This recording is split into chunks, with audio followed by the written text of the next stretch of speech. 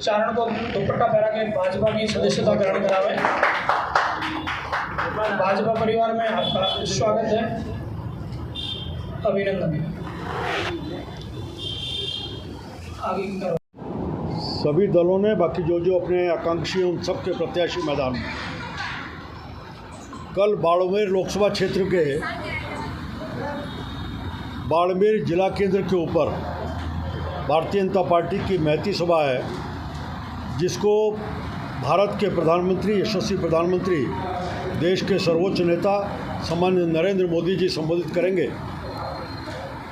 11 बजे नरेंद्र मोदी जी बाड़मेर पहुंचेंगे, सभा को संबोधित करके फिर आगे के कार्यक्रम पर निकलेंगे। इस सभा के नाते से सभी जगह व्यवस्थाओं का काम आटा, जितने भी 8 विधानसभा जो लोकसभा के क्षेत्र में पड़ती हैं, उन सभी विधानसभाओं में कार्यकर्ताओं ने अपने काम का विभाजन करते हुए प्रत्येक बूथ से कार्यकर्ताओं का आना हो, इसकी योजना बना करके हम अधिकतम संख्या में लोग यहाँ पहुँचे और कार्यकर्ता लोग सुनने के लिए आएँ, इसका प्रयास हमको किया है।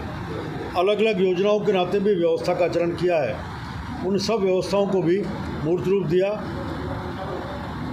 यहाँ पर हमारे यहाँ के इसके संयोजक पहले शंकर सिंह जी राजपूत पहले से देख रहे हैं, मदन जी यहाँ के प्रभारी हैं, वो भी इसको लगातार इसके मदन जी राठौर देख रहे हैं। आज भारतीय जनता पार्टी की राष्ट्रीय मंत्री और यहाँ की सह प्रभारी विजया राहटकर जी, वो भी आज बाड़मेर पहुँची हैं, सारी व्यवस्थाओं को देखा। मैं भी कल से यहाँ पर हूँ, लगातार इन सब व्यवस्थाओं को देख करके उनको अंतिम रूप देने का काम पार्टी की तरफ से किया। अब तक जो कुछ आंकड़े निकल करके आ रहे हैं, जनता का उत्साह, कार्यकर्ताओं का सक्रियता है, ज़बरदस्त उत्साह है बाड़मेर शहर में भी और पूरी लोकसभा क्षेत्र में। और ऐसा लगता है कि लाखों की संख्या में लोग मोदी जी को संबोधित करें, मोदी जी को सुनने के लिए आएंगे, उनके स्वागत के लिए आएंगे, भारतीय जनता पार्टी को समर्थन करते हैं। इस सभा में इस क्षेत्र के, लोकसभा क्षेत्र के या सीधे क्षेत्र को देखने वाले सभी प्रमुख लोग मंच पर रहेंगे और वहाँ से प्रधानमंत्री जी के आने से पहले संबोधित करेंगे।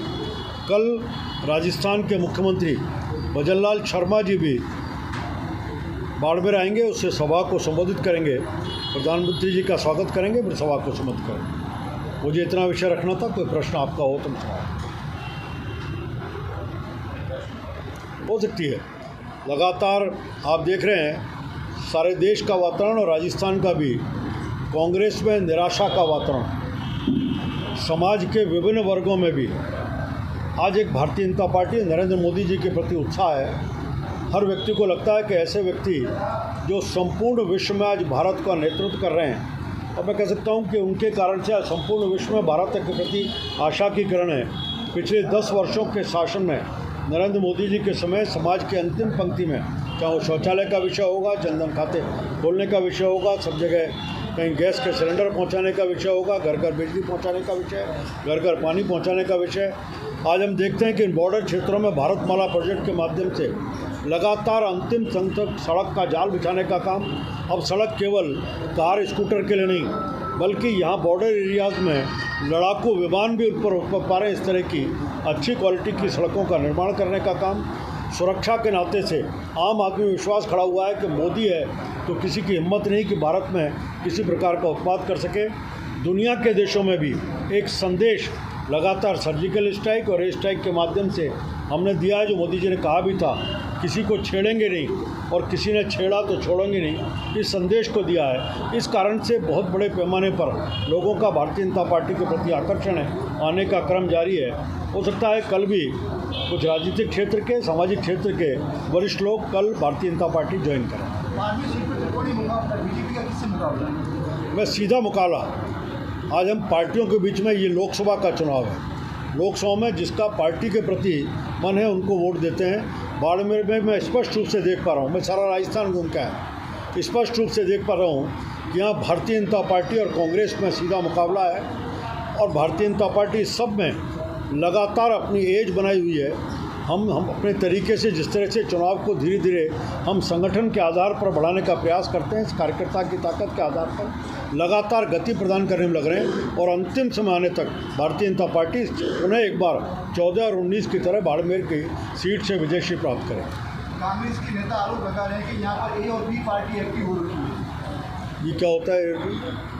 ये पार्टी जो बीजेपी का प्रत्याशी बी पार्टी निकली नहीं, वो कांग्रेस सोच रही होगी। मैं स्पष्ट रूप से मेरा मानना है कि यहाँ भारतीय जनता पार्टी कांग्रेस दोनों में मुकाबला है, दोनों के बीच में ही तय होना है। और मुझे विश्वास है जिस प्रकार से कांग्रेस में पलायन है, सारे राजस्थान में देखें तो उनके तो उम्मीदवार नहीं मिल रहे, उम्मीदवार मिल रहे हैं तो टिकट मिलने के बाद छोड़ के जा रहे हैं। और मुझे लगता है कि पहले चरण के चुनाव से पहले अब भी ऐसी संभावना है कि एकाध कांग्रेस का घोषित प्रत्याशी भी चुनाव मैदान से हट जाए।